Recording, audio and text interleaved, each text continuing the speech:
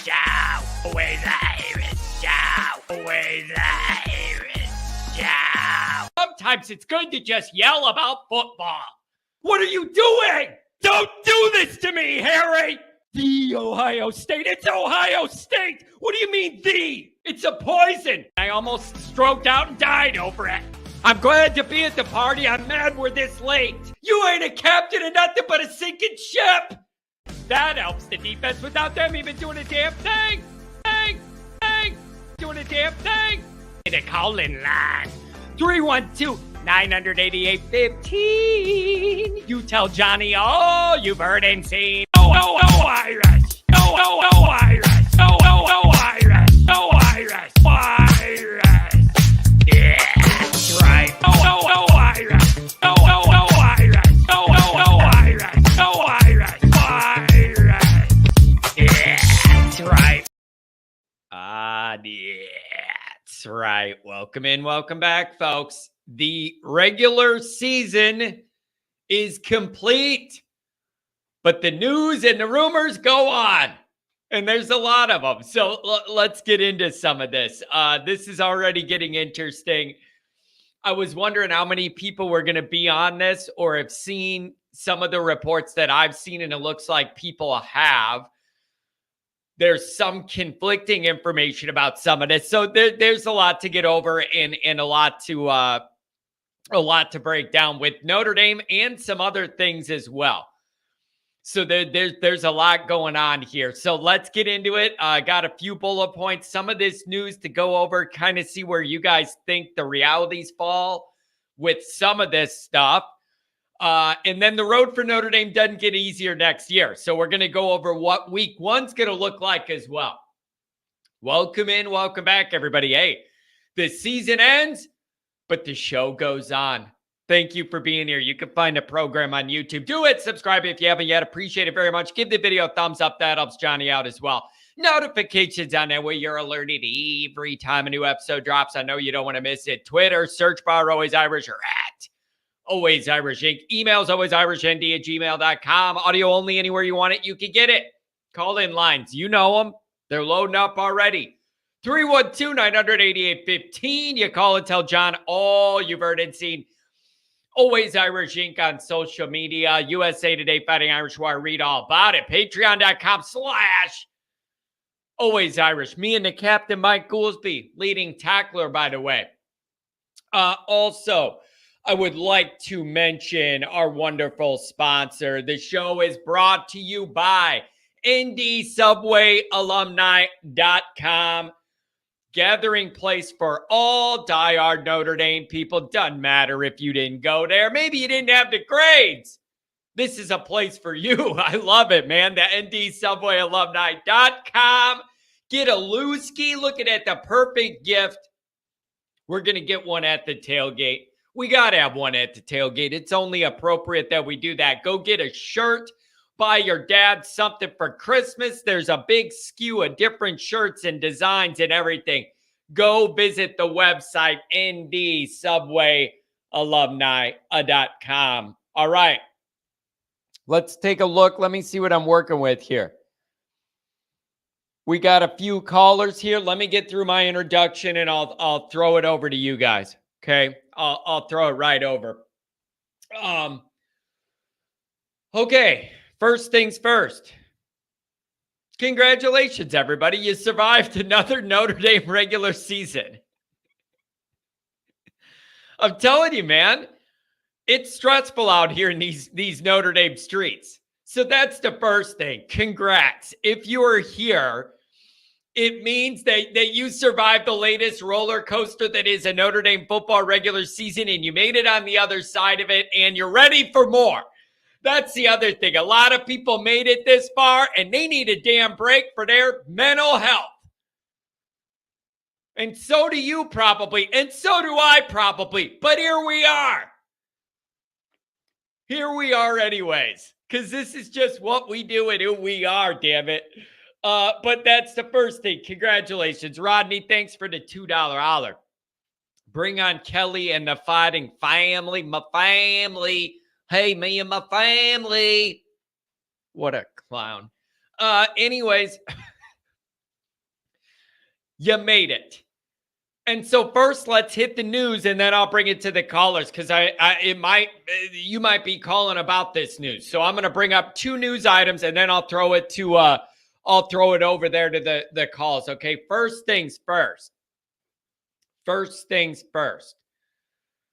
Mike Elko, Texas A&M. They did the Stoops thing, and they were all ready to hire Stoops, the son, not the dad. And then there was a revolt. The Texas A&M people didn't like that. They think that guy's below them. They think they're better than that or something. And there was a big revolt. And then they hired Mike Elko. Okay. And then the other young dude that was up for Michigan State got that job. And so good for Mike Elko. It's good for Mike Elko. Although I think he might be too classy of a guy to reward Texas A&M with his services. Does that make sense? Like, I know that he was there before, so he has familiarity with the culture and everything and how things work. A part of me thinks Mike Elko's too classy. I'm almost mad that Texas A&M gets to enjoy his services because I just don't like those people. The dirty oil money, pay for play, trying to cut corners because they have the money. Like, nobody respects that. Nobody respects that. And I never respected Jimbo either. One of the biggest frauds in the game. If he didn't run into Jameis, this guy would be nothing. He should give half of all that buyout money to get fired to Jameis, because without that guy, he'd be nothing. I don't respect him. He's not a good in-game coach. He's just a snake oil salesman trying to find talent to get in any way that he can. Did you see those articles that came out saying that the assistants were telling Jimbo there are major red flags with some of these guys and behind the scenes and how they act and what's going on? And he said, I don't care. 5-star guy, I don't care about that. We need him. We want him. I don't care. And so that's the dynamic. So I never a Jimbo guy, one of the biggest frauds in the game, made it where he is solely off Jameis Winston's back and the magic run that he had. That's it. So now you get Mike Elko. And the week 1 dynamics change yet again. The week 1 dynamics change again for Notre Dame. I don't know what instability there could be there. Players coming and going out of the portal during this change. I don't know about all that. I just know this is a big-ass coaching upgrade as far as X's and O's go.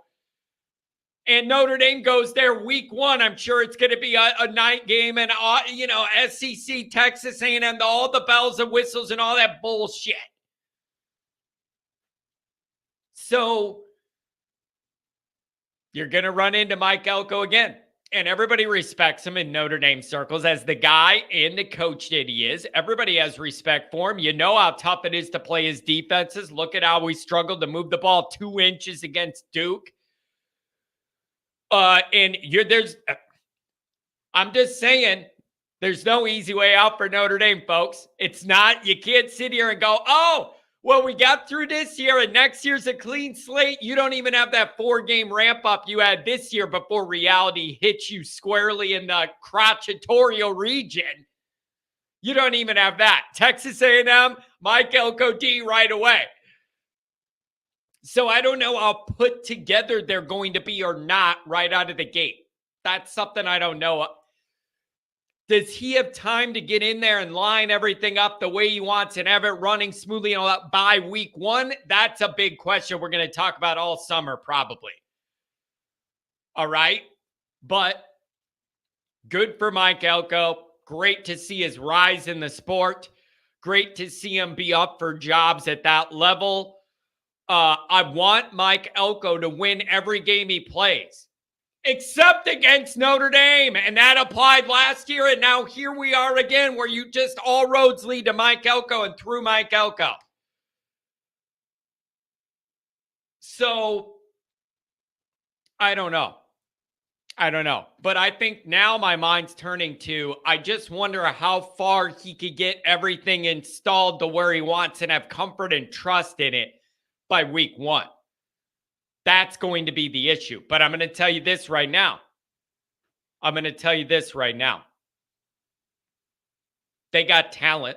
I'm not saying it's all going to be put together, but they've paid enough and bought enough that there's talent there. So you're worried about a Notre Dame offense and how are they going to be able to do things moving forward? And we're going to get to the offense in a second here. I'm just saying, life don't get any easier for Notre Dame, man. It's just you keep running into this stuff. So this is going to be a huge talking point all offseason, all summer. And it's going to be a big deal. And so congratulations to him, though. I want him to succeed, just not against us. And all the times for him to take a job in the SEC and all that, and it's the one place and it all lines up where we run into him. I don't know, man. That's just the way the breaks go. I don't know.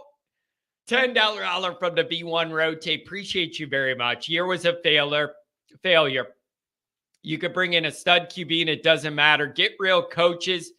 We wouldn't even make a 12-team playoff. That's the measuring stick now. I have to go 2-1 against the big 3 next year. It's pretty obvious the bar of what the fan base is going to be open to next year is you got to be 10-2 and make that playoff. And I think 10-2 gets Notre Dame in.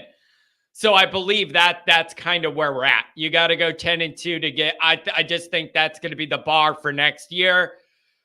The reins are going to tighten up as far as the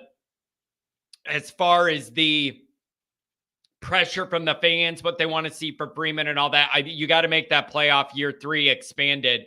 And you want to be in it the first year, to get in it with the first time you can and get established in that new routine or whatever. That's going to be it. So that's the deal with Texas A&M. It's going to be really an interesting dynamic. And Mike Elko's a great guy. I can't have him win that one. Not week 1. And so the other thing is, you guys, Notre Dame's not good on the road. This year, Notre Dame has not played good on the road. I don't know if it's preparation, mentality, or whatever, but they start slow on the road. And now you're going into SEC land where you know how wild that's going to be, that environment. So there's a lot that lines up there. So if you want to talk about Notre Dame and their offense against Mike Elko and their defense, is Notre Dame in the OC market? Is Notre Dame really in the OC market? I have seen conflicting reports. I have seen some reports saying the most likely scenario would be a Parker-Gino combo to kind of put together the offensive plan and handle those kind of duties. And it's kind of leaked out that Gino's been more involved since the Clemson game, and then things look a little better.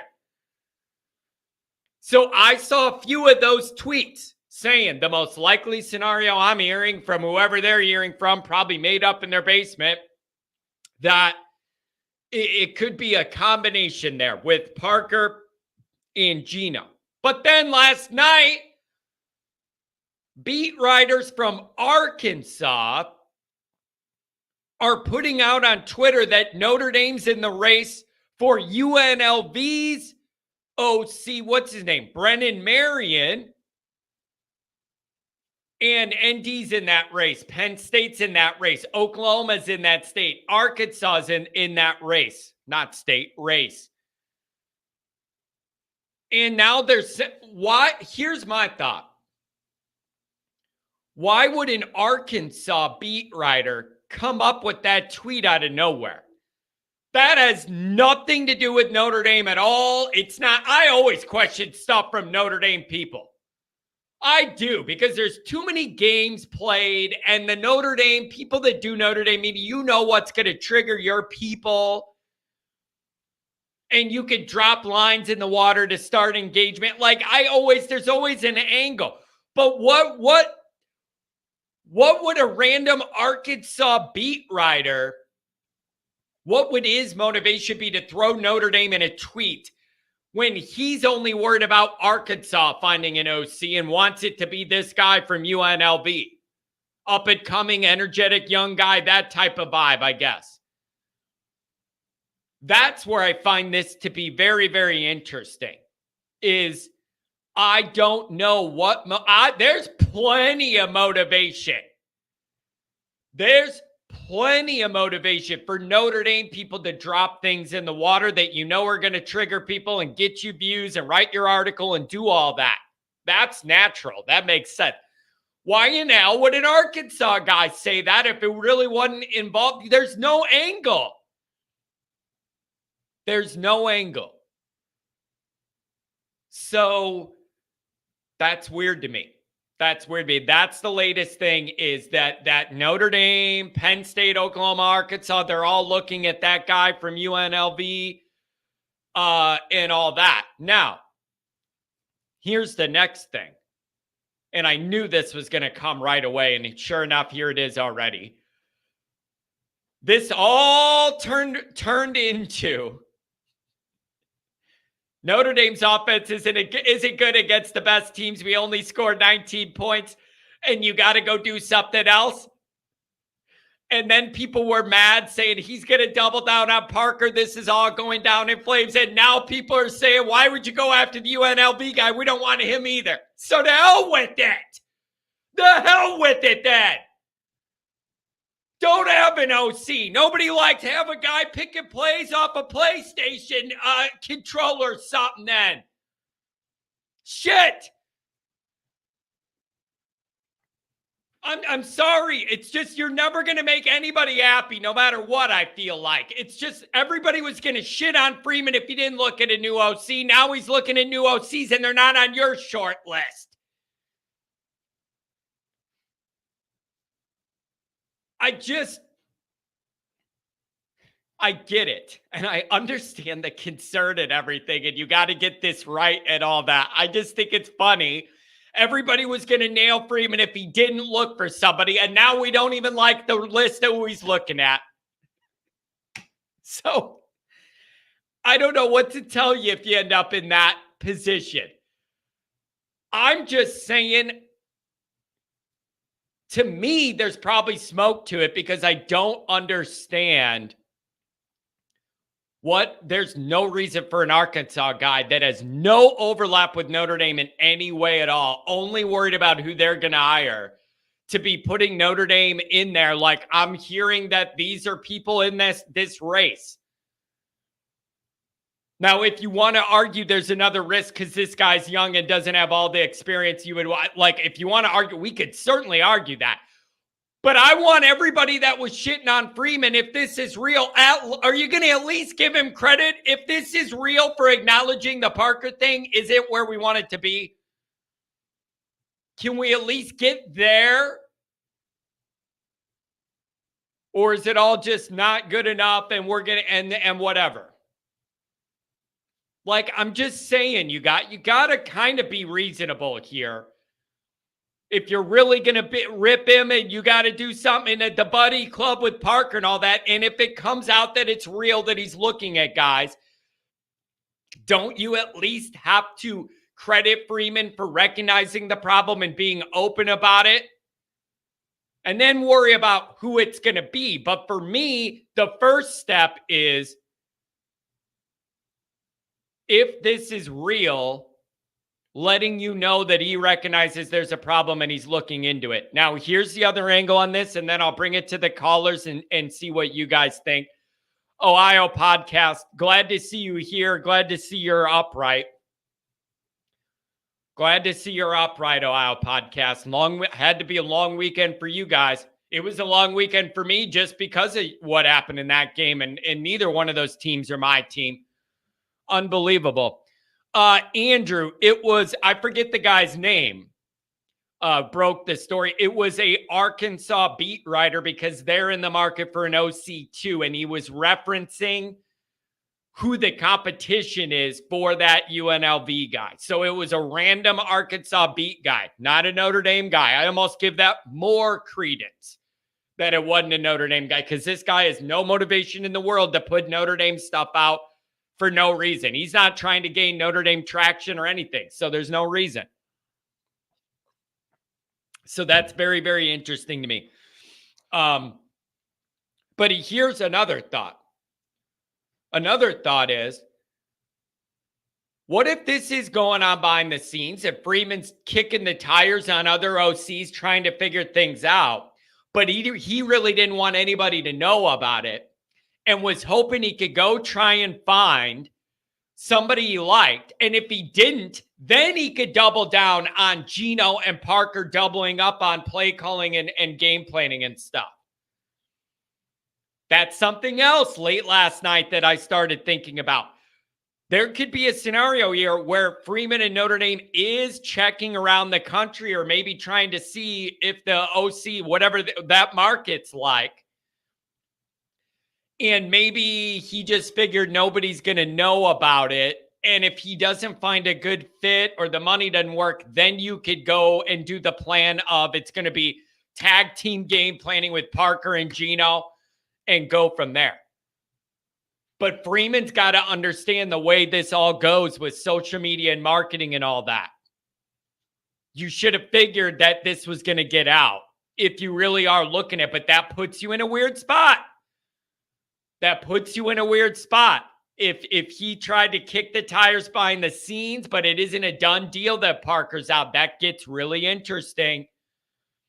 That gets really interesting there. Then what do you do? Then if they do get an OC, then what do you do? Because then you have that extra coaching spot. You're down one.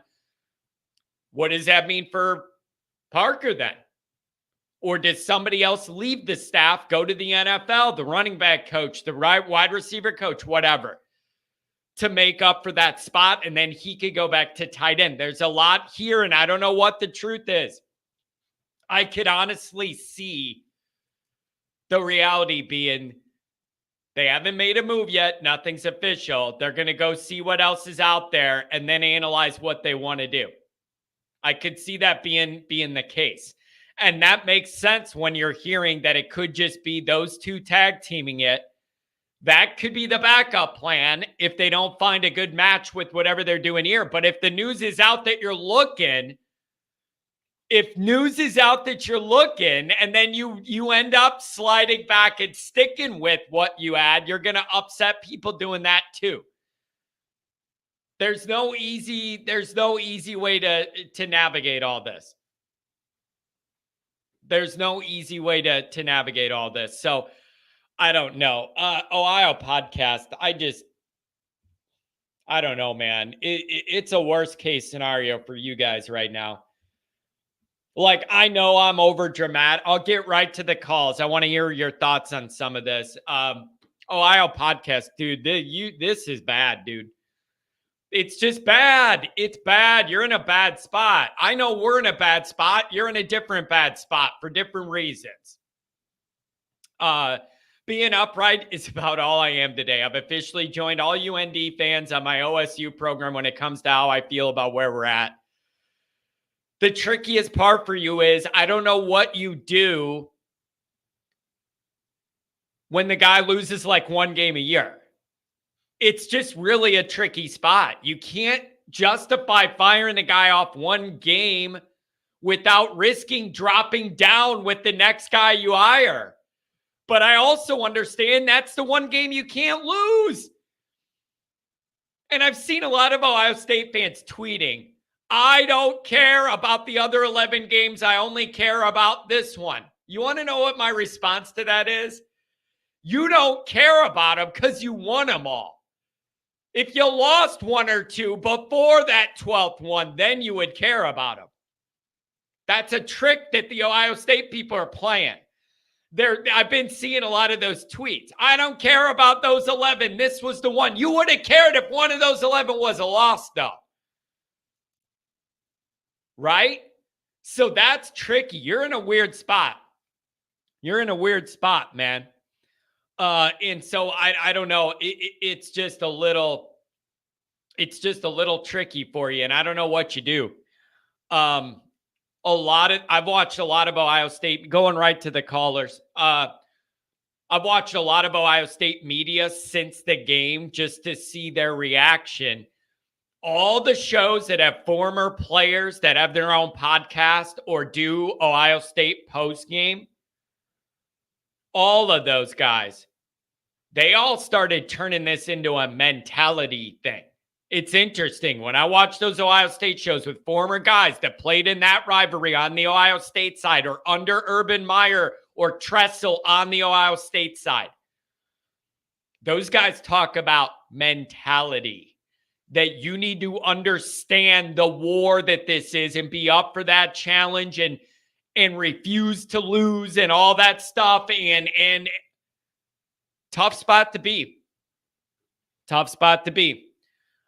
It's just a tough one, man. It's just a tough one. And again, the interesting thing is for Ohio State, when I was thinking about our game with Ohio State, you could go over all these plays that if like one thing went different, it could have led to a totally different outcome. There was a million of those plays for Ohio State in this game. So you got a touch of what we had, man, where you had so many opportunities. If one little thing goes different, or it's just tough, man. And I have zero confidence in Iowa to pull up the upset. So congratulations. The cheaters are in the playoffs. And they all feel justified and that this proves they did nothing wrong. All of those narratives Ohio State just gave life to. But I also don't know what you do. Who are you going to fire you're going to fire Day. Who are you going to bring in that's only going to lose one game a year? It's just tough to do. It's just tough to do, man. Really weird spot. Weird spot. 361-818-618. All coming up. 818 first, and then 361 after that. What's going on at 818? Hey, I thought you were calling me second, so I was like, okay, I can put the phone down. Then I heard you call the name. What's up, buddy? What's up, John? Good morning. There's just a lot of, it feels like the Stanford game was 9 weeks ago. Nobody wants to talk about it anymore. We're all moving forward. And now it's all the OC stuff. And so I don't know, wherever you want to start at, man, with something with Stanford, with this season overall, with the OC stuff, where are you at on a Monday morning? I'm glad you asked me that, man, because I was just like, God, my head was spinning. I'm like, God, what do we even talk about? Because there's so many things. I mean, there's so many things I want to talk about that I'd like to talk to you about. I guess let's start with Stanford, because it's the most obvious. It's the clearest in the rearview mirror. I don't know how to feel about the Estime night, man. I was waiting for that all year long. He had moments that he had carries, he had series where he did that. But man, he was the beast that I think we were hoping to see all year long. Now we knew, and this is kind of where I want to thread this needle, and this kind of goes to the whole offense, the whole big game failure. They scored 50 some odd points. This is the first game in a while where I felt like last week too, I guess, even though it was Wake Forest, where I felt like, okay, this wasn't just the defense and special teams doing their thing. This was also the offense being a part of that. Okay, and you can understand when you play the game, you're not going to get 50 points. But what's mind-boggling, you also don't expect to get 14 either. Where's the middle ground there? Where's the 28 points, the 31 points? You know what I'm saying? Yeah. Like, how do you go from playing really well against teams you're supposed to play really well against, and then play it's like there's something missed, like a big gap missing. Yeah. Like, I get it. You play a tough defense. You're not going to, just roll all over them. I get that. But you think you'd make a 6-year quarterback and, yeah, you would think it would be think the coaching staff can dial up a play get, I don't know, man. But what I will say is this, man. No, that makes sense, by the way. Like, I don't know if that was seemed mixed up in your brain. It makes sense to me. And let me ask this about the play calling and the loss and where it's been bad. Let me ask you if you found this to be true too. It feels to me that the game plan starting out a game against the teams we know are better and have good defenses, the game plan feels ultra conservative and tight. Ultra. That's right. And they're playing in a little box and they seem afraid to expand or do anything or stretch the field or even try to move the defense's eyes with anything creative. It really does feel like the better the team we played and the defense we played, the tighter the offensive operation was, scared to try and do much. And I think it needs to be the opposite. When you're playing good teams, that's when you need to expand what you're trying to do. Go for the win, not be conservative, try and attack. So that's a part of it too. If the only way that works is if you are excellent at executing the boring, lame, straightforward stuff you do. You got to have A+ execution, which we do not have, and especially aren't going to have in those big moments, and we didn't have. So that's a part of it too. They play scared and coach scared offensively against the better defenses, and I think it should be the opposite. Ohio State's where you need to take a couple chances. You're losing to Louisville, take chances. You have to. Yeah. So I don't know about that. Whatever, man. That's my piece on it. I know, man. It just was so nice. But, having said that, I tip my cap to Estime. My God, was he a beast. I mean, he was just playing his heart out. So dragging 4 and 5 guys. He was dragging our guys with him, for God's sake. And some of those plays. And it's like, so I was really happy for him, man. He had the game of his life, and he deserved it. So I don't want to Joke Walker. He was sticking it to the Joke Walker committee for not nominating him for that award. He was on a mission. That was my next point. Yeah. How is he left out of the top? Come on. If he could say top 5, I can understand that because of the year he had. There was other guys that, we had so many problems offensively that I don't think they utilize. And I heard your comment too about that, and I agree with you. It's like, what do you mean? I thought you were saying they should, give the ball to the other running backs. Well, it's just the way the whole offense was being utilized. It just seems to benefit what they're trying to do all year long until the last couple of weeks here. Yeah. But there's still, even having said that, there's no way he's not in the top 6 or 7 at least backs in the country. Now, come on, that's an insult. That was an insult. Rodney, I will say this though. Middle finger to that I group. will say Middle this. finger to that group. I believe he's getting screwed by that committee by not being a part of that final group up for consideration. But I will also say Notre Dame could have done more to highlight his skill set this year than they did. Sure. And that is absolutely that is a part of this as well. He should have had an opportunity to run out the Ohio State game and make a statement in the final drive. No kidding. All right. I just want to point out both things could be true. That committee did a bad job leaving our guy out. And also Notre Dame could have done a better job of highlighting him. And we did a bad job year. leaving our guy out. And we did a bad job leaving our guy out. You're right. Yeah. So that's 100% true. I believe both of those could be true at the same time. Okay, now let's move on to some things that are actually giving me some optimism here, man. All of a sudden, major injuries aside, I'm looking at the receiver room and Mitchell Evans and Eli Raridan and all those guys, and I'm like, we're going to be in pretty good spot next year. I mean, you got Faison. Dude, I got to say, Goolsby nailed it on the Faison comparison. When he caught that pitch, it reminded me of Golden Tate. Yeah. He even looks like Golden Tate when he's running. So to get that comparison 100%. Flores is starting to, Flores reminds me of TJ Jones. That's who he reminds me of. And then, great analyst is sort of a. And then you're going to get Cam Williams going to play right away probably too. So you can add him. Braylon James is waiting in the wings. Merriweather looks like he's starting to kick on a little bit. Great House looks like a smart Michael Floyd hybrid. And all of a sudden now the room goes from a very big disappointment this year, but a lot of major injuries to a lot of leadership in the group.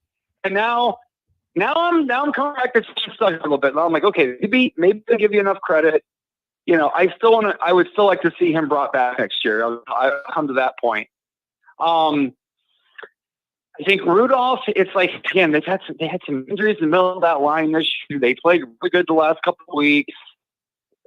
I mean, we're just, it's as far as, and then I want to get to college football because I got some things to say about that too, and I want to get your opinion on.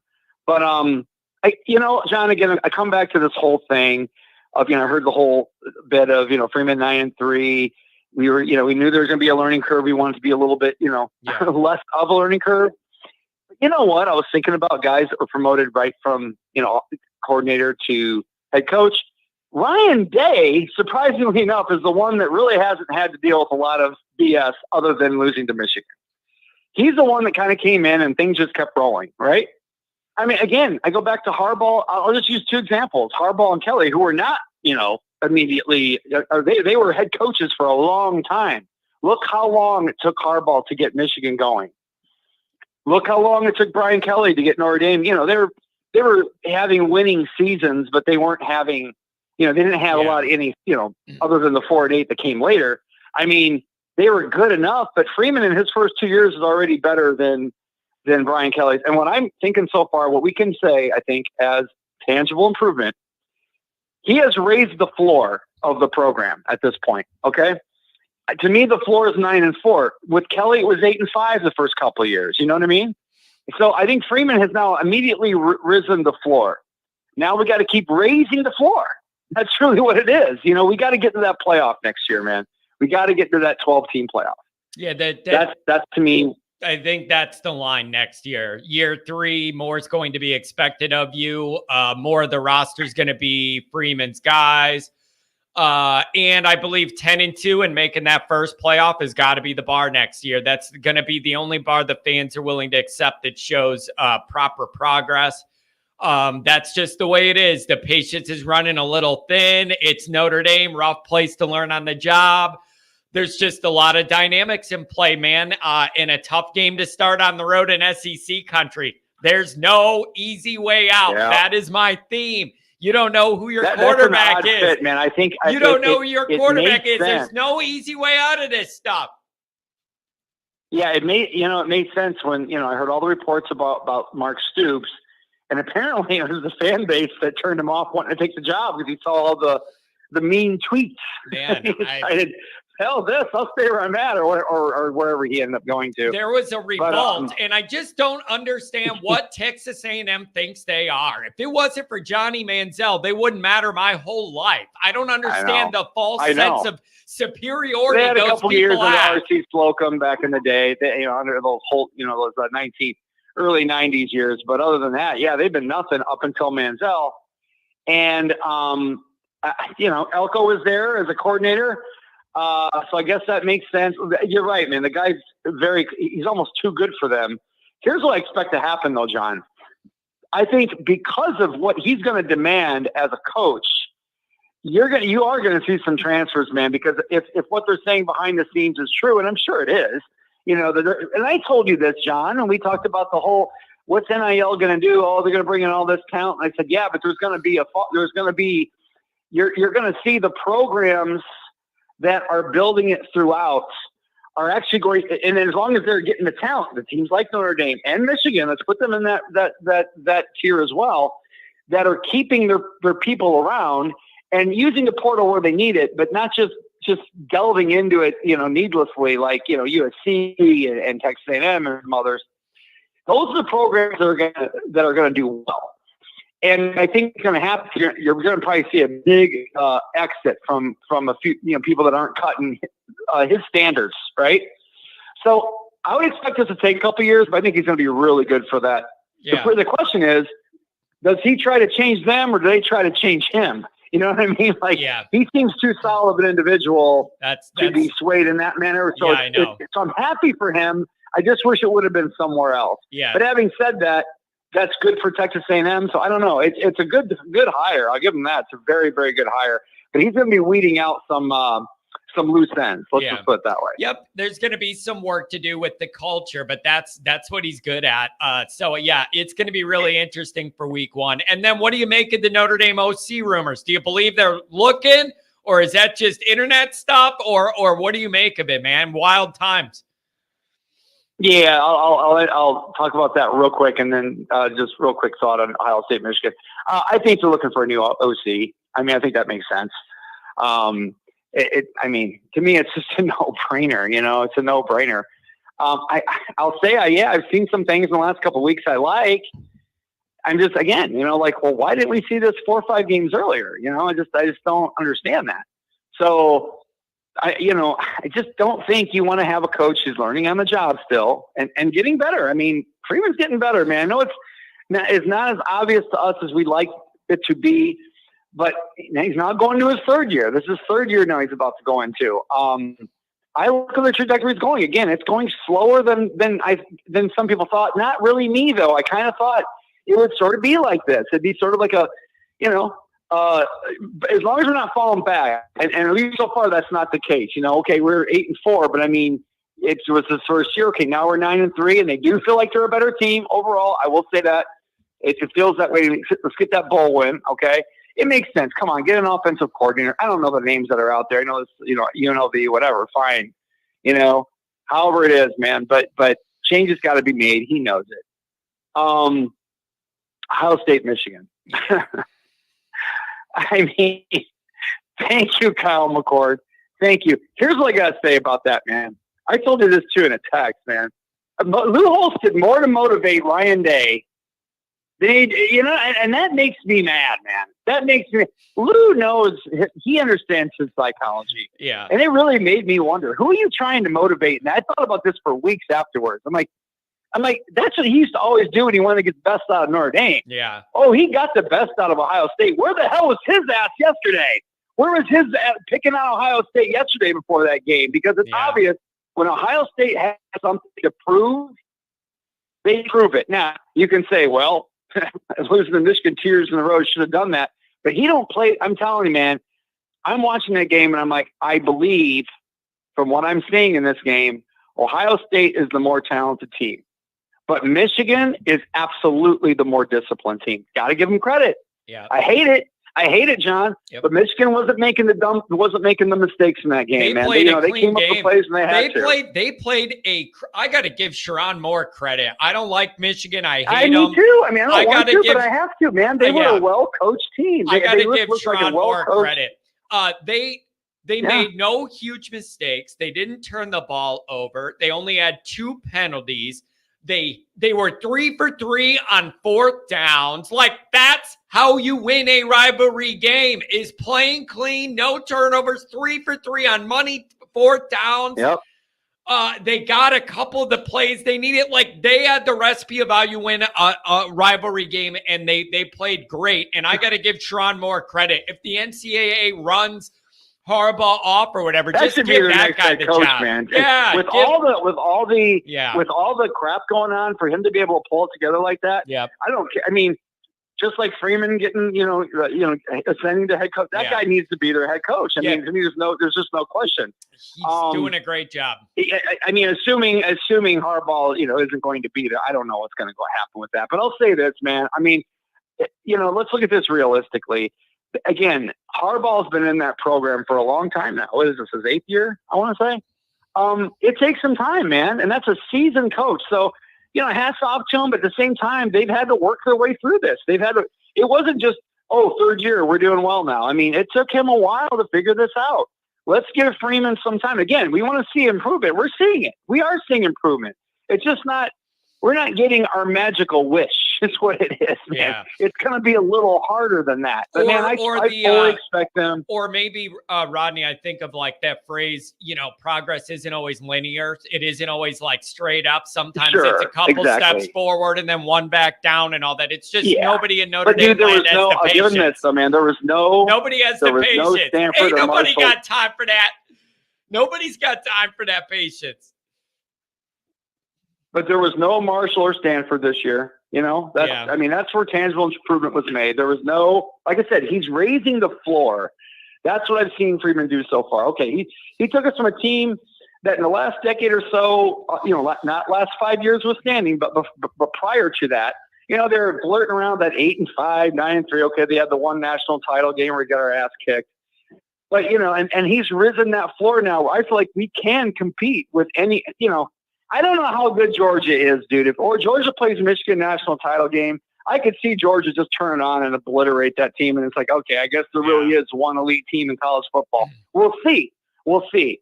Because right now I feel like it's Georgia and Ohio State. I mean, I'm sorry, Georgia and Michigan. Maybe Oregon. Oregon's that sneaky team. And even though they got one loss, they're playing really, really well. Maybe those three. But I think Notre Dame can compete. From what I see with my eyes, they can compete with anybody in the country right now. They can also lose to, a handful of teams as well, as we've seen. But I do feel like he's risen that floor. And I'll leave you at that, man. It was a very, very exciting week of college football. It was a good little rundown, man. It was, you give me your little Look at the Iron Bowl, man. Iron Bowl almost pulled that out. Yeah, I know, man. Wow. That they really did. But look at you. You got a little that was sports. Crazy. I like your little sports center rundown, man. Let me hit this. Let me hit that. I really appreciate it. Good way to start off the week, man. Have a good one and stay warm. Thank you, Rodney. Yeah, and as I leave, man, we can think about something, some kind of meetup before the goal game next year. That's a long time away. Let's figure that out. But have a good one, John. Yep. Morning, guys. Have a good one. Take care. Oh, man. He's always got a lot on his mind. All right, I'm going to get to the rest of the calls. Mike, you're going to come up. I got 724. I got 618. I got 937. All you guys are coming up. Oh, man. Oh, you know what I wanted to yell about real quick? You know what I think one of the biggest lies is? And I have no idea why Notre Dame fans say it. The biggest lie of the Marcus Freeman era is that he inherited a playoff caliber team from Kelly. What makes you think that? I do not understand it's not factual. What makes people say that? He inherited a playoff team. Well, they didn't make the playoff the year before, so it's automatically factually not true right off the bat. Kelly's last year, they lost their biggest game of the year, their toughest game of the year at home to Cincinnati. And I just don't understand how people are saying he inherited a playoff team. It's factually, by the record, not true.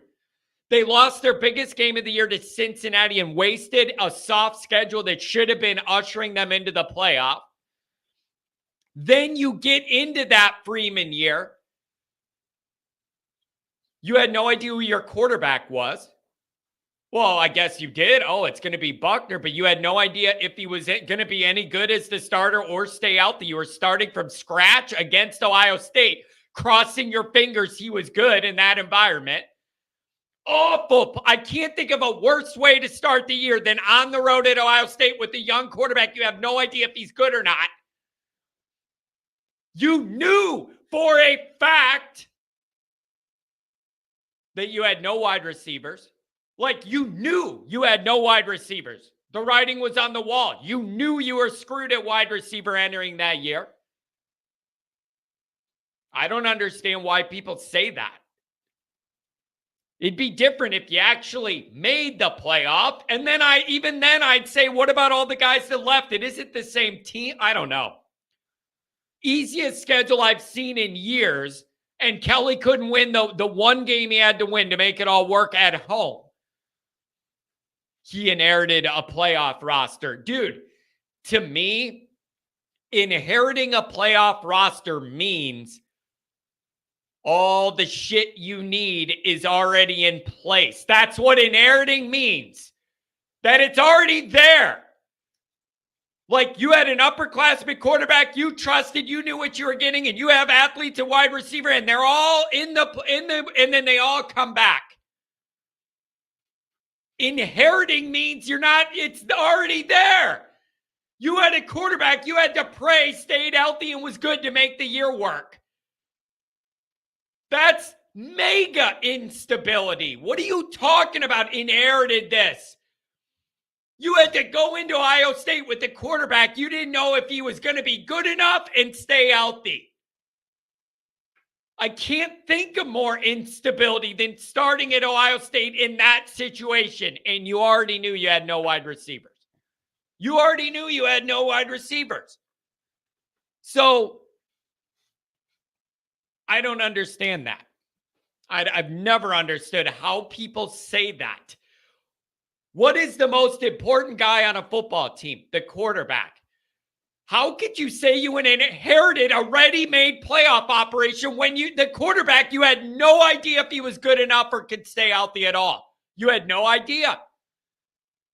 You were hoping Buckner was good and stayed healthy, but nobody knew if he was going to be able to do one or both.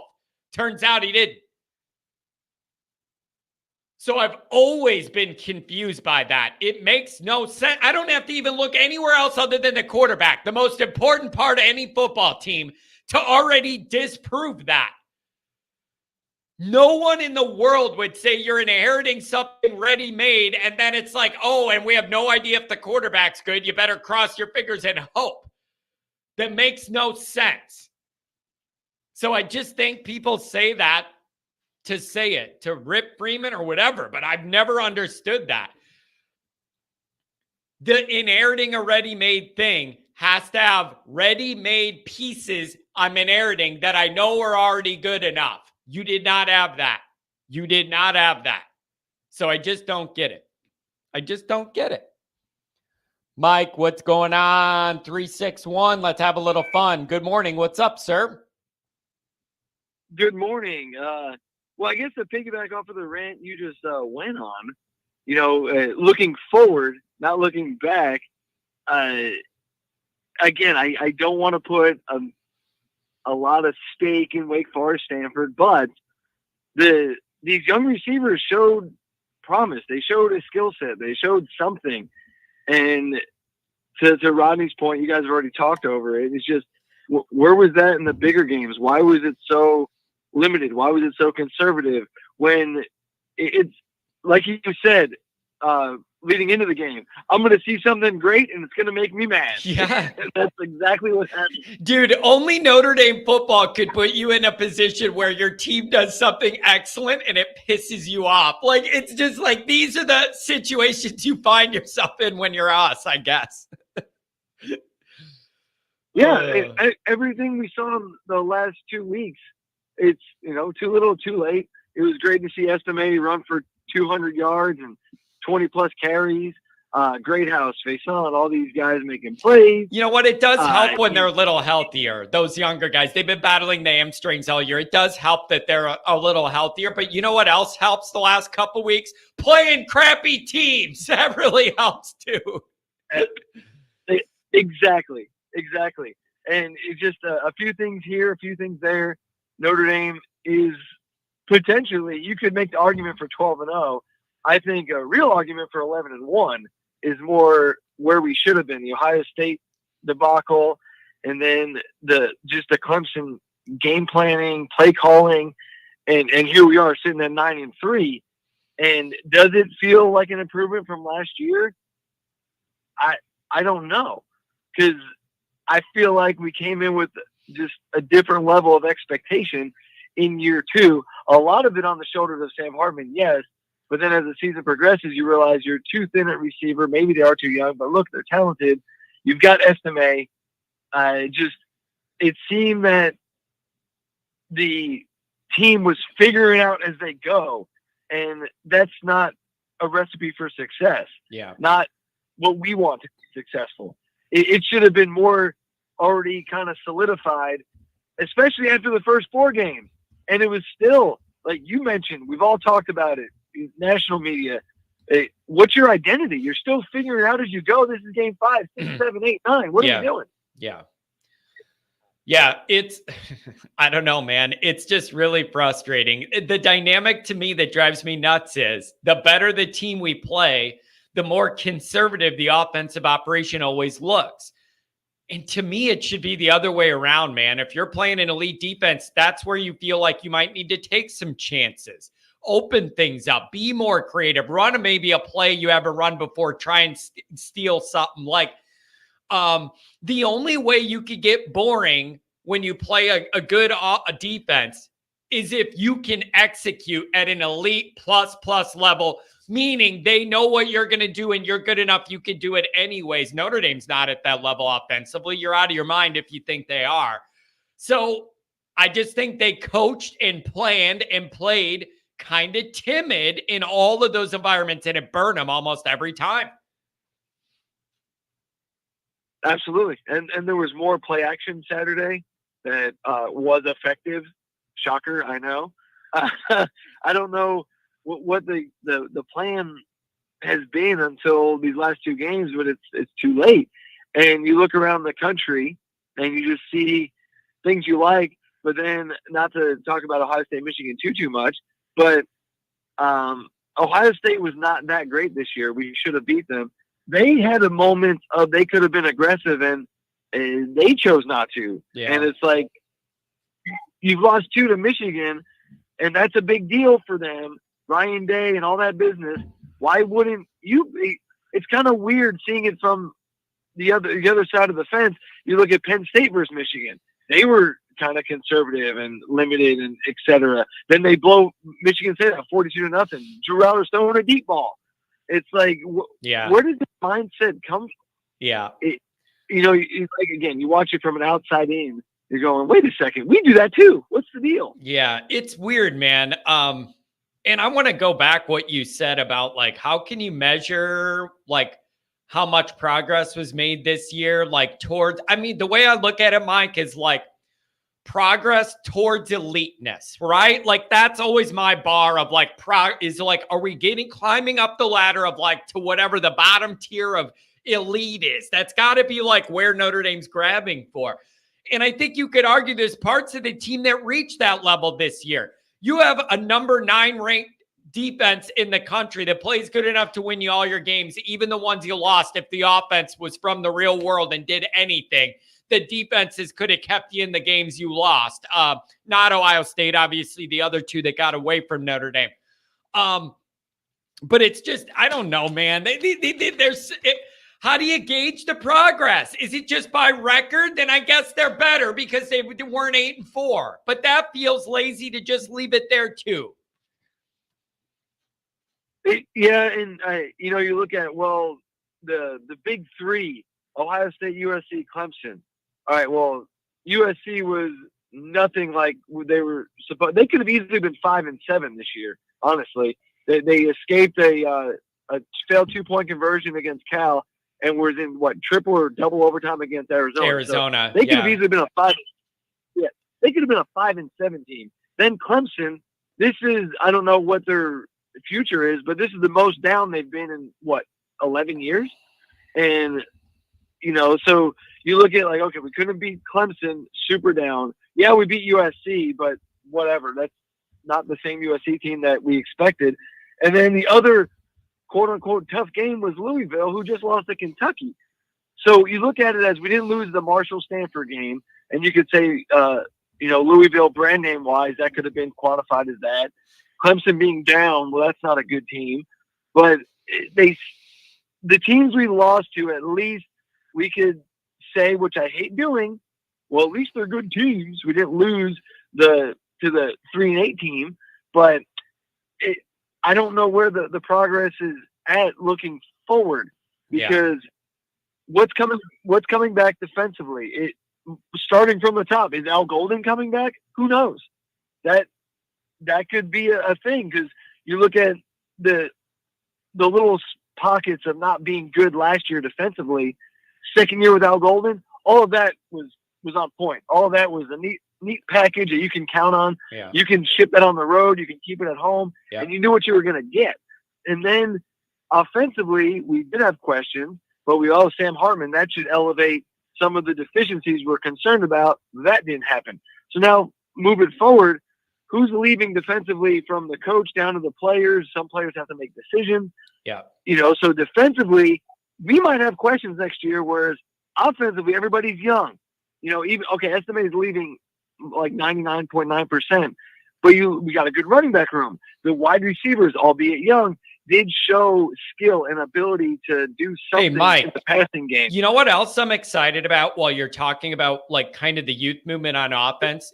Not only the skill positions, tight end's going to be in a good position too moving forward, but you could have some growing pains with the interior O-line next year, but I truly believe that the talent level and potential of some of those younger guys like Jagasaw and Ashton Craig and guys like that, and Billy Boy, I think there's a higher ceiling talent-wise of what that group's going to be capable of.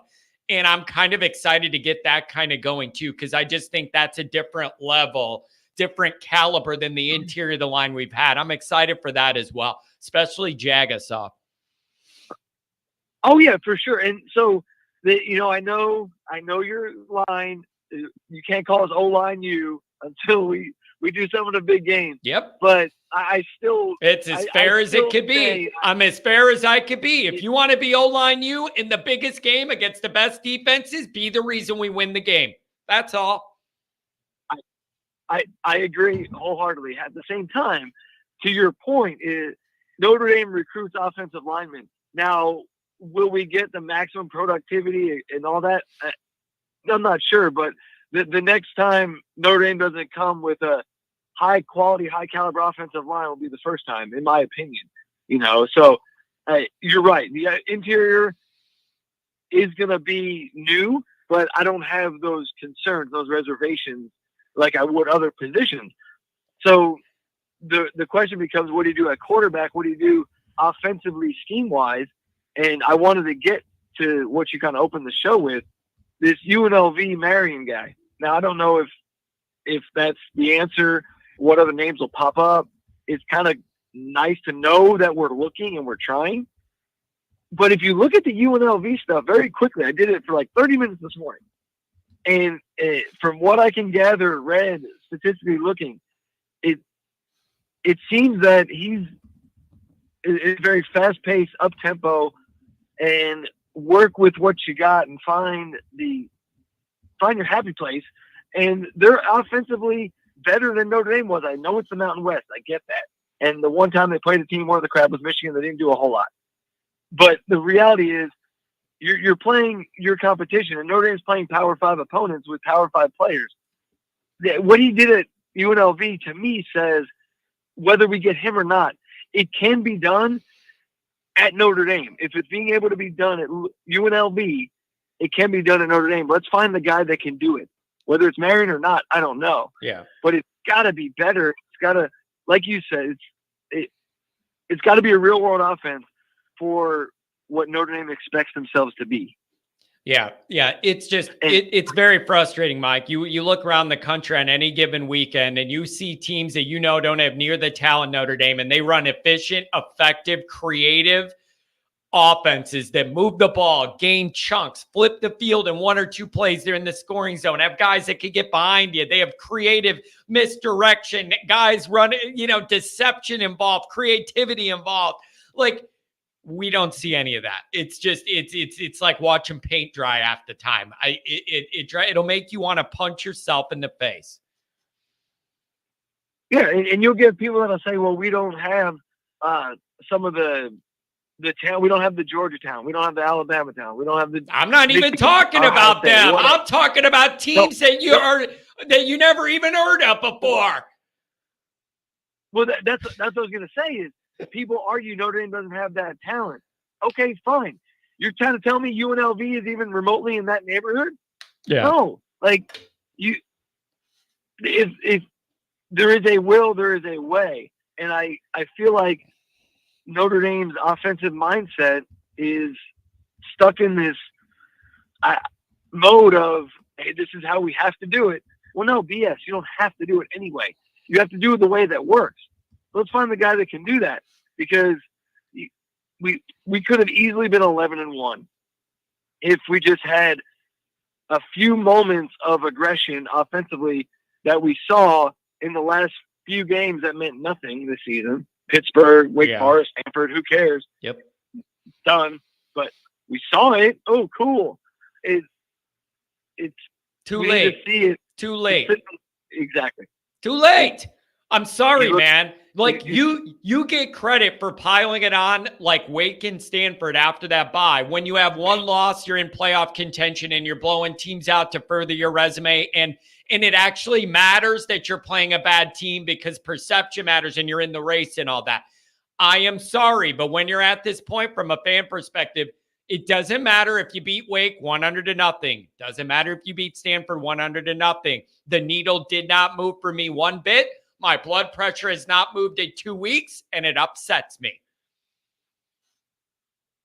Oh, yeah, 100%. So I like that Freeman is looking. I don't know what that'll come to be, what it will be. We want to be the on a pedestal a little bit because we're Notre Dame. If those are the teams that are looking at this guy from UNLV, you would think Notre Dame should be the number one option, but we don't know the intricacies, the ins and outs of all that. But I like that he's looking, and that gives me promise for next year. And then the next step, which we have I say all off season, but we really have probably a month and a half to figure out who you're grabbing from the transfer portal.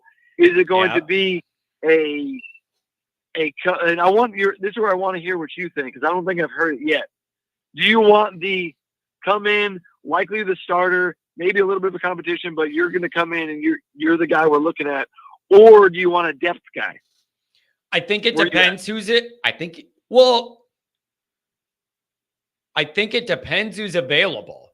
Like, you could make an argument that if you find a guy that's clearly better and he's the starter, that's the best chance for you to win next year. You could also argue that it's time to develop the guys you already have in-house for the future and that's a longer-term thing that's better for the program. I think it all depends on what kind of guy's available. I think it all depends on who's available. I have not seen enough from Angeli that I am totally comfortable and confident he's the guy and it's going to be totally different with him. No offense to him, he might be, but I haven't seen him do enough in big-time moments against not when the game's out of hand already. Like, I haven't seen enough from that, so I don't know what to make of it. Yeah, and my only concern in that regard is, like, okay, we do it this year. After this year, if you do the transfer, find the starter game, you can't do it again. You can't keep doing it because, in my opinion, maybe I'm too old school. Me and you are pushing 40. It's old school mentality. Eventually, you're going to turn off guys. They're like, why am I going to commit to Notre Dame? Well, it's got to be over in 25. It's all over in 25 exactly, because 25 is year 2 Carr, and then you have Deuce as a freshman. That needs to be the end of it. So I am telling myself, this is it. This is that portal thing one more last time. Then 25's the year where you should be able to have the in-house stuff cooking. That's where my mind's at. Yeah, because you look at these other there's been some quote-unquote success, but I still go back to comparing Notre Dame and Clemson in a how do you get there type of way. That's how Clemson got there. It started kind of with Taj Boyd, then it melded into Sean Watson, then it was Trevor Lawrence. It was supposed to be DJU, but they've been able to do it with the quarterbacks they've recruited, and we've got to get there because this plug and play that's not the Notre Dame way. I hate to say it, but I don't see us pulling that off because it's going to be one player. We're not going to do some mass mass acquisition, from the transfer portal. It's just tough. It'll be curious to see what happens. Yeah, it's tough, man. There's just a lot going on here, man. It's never boring in Notre Dame land. There's always something to worry about, always the next thing to talk about. There's always a storyline, baby. It never ends here. It never, ever ends. Nope. And it won't. I mean, we'll find out who we're playing in a bowl game. And, and then that'll be a whole build-up. Got to get to those 10 wins, all of that, man. Mike, thanks a lot for the call this morning. Covered a lot of ground. I appreciate you, man. Have a good week. Take care. You too. See ya. Oh, man, these guys are dropping dissertations on us today, man.